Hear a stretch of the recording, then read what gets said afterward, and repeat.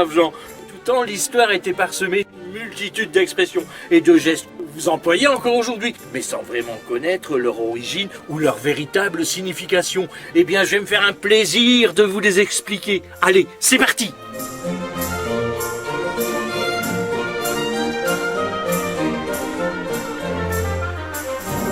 Aujourd'hui, nous allons voir une expression qui consiste en impressionner, et c'est épater la galerie.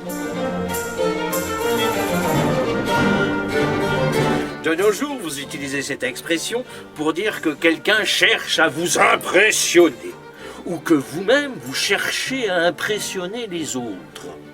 Par exemple, au centre commercial, ma femme a effectué ses courses en 10 minutes. Elle a épaté la galerie. Mais d'où vient cette expression ?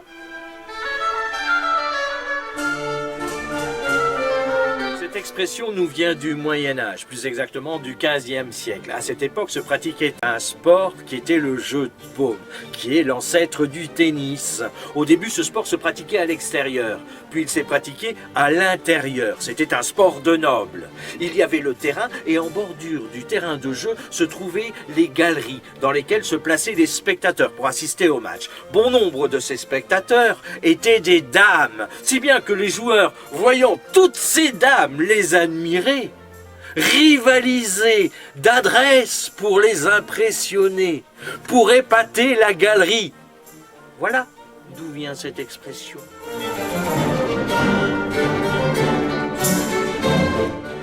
Épater la galerie, en quelque sorte, c'est être éblouissant. Mais alors, les taupes modèles, elles aussi épatent la galerie. Taupes, modèles, galerie. Allez, au revoir, à bientôt, au revoir.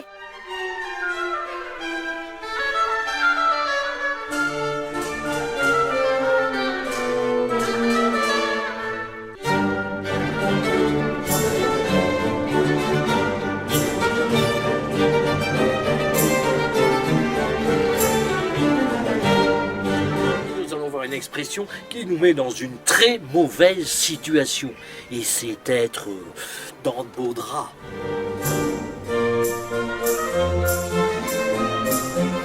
De nos jours, vous utilisez cette expression pour dire que vous êtes dans une situation très compliquée.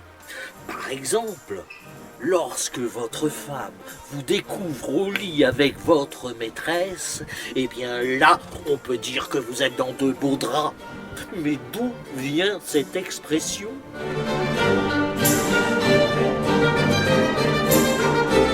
Cette expression nous vient du Moyen-Âge. À cette époque, les draps désignaient des habits. Il était de tradition de se vêtir de blanc en guise de pénitence ou pour afficher sa culpabilité. En effet, le blanc est symbole de pureté et d'innocence. Revêtu de la sorte, c'était censé faire ressortir toute la noirceur qui était en nous. Affublé de la sorte, on devait se sentir honteux et dans la situation peu enviable des gens accusés de luxure. Autrefois, on disait également être dans de beaux draps blancs. Voilà d'où vient cette expression.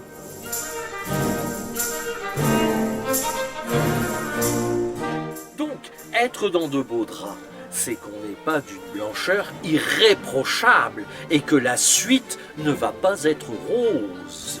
De plus, si vous faites partie du beau linge, vous risquez de faire la une de toutes les couvertures. Et ça, même si vous vous appelez Sandra. Sandra. Sandra. Allez, au revoir et à bientôt. Au revoir.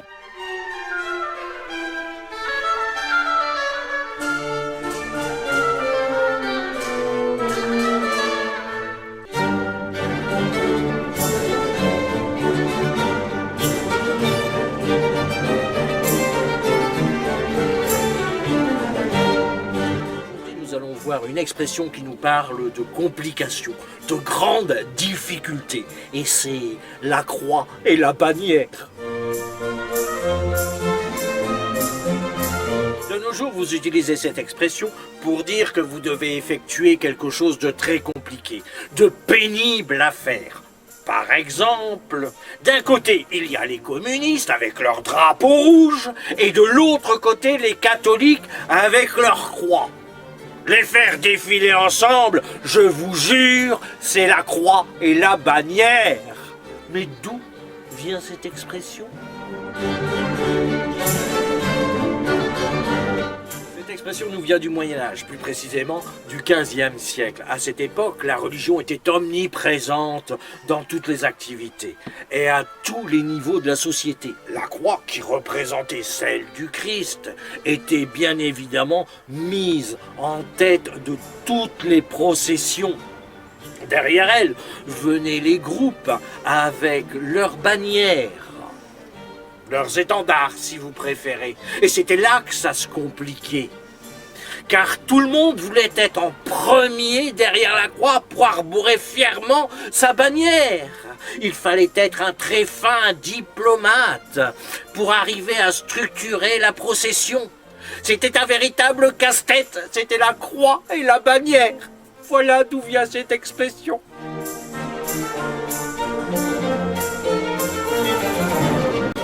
La croix et la bannière, c'est porter sa croix d'une certaine bannière. Mais ça, c'était avant. Aujourd'hui, il n'y a plus de procession de la sorte. Quoique, il y a bien les manifestations qui portent leur croix de souffrance et leur bannière de liberté. Allez, au revoir et à bientôt. Au revoir.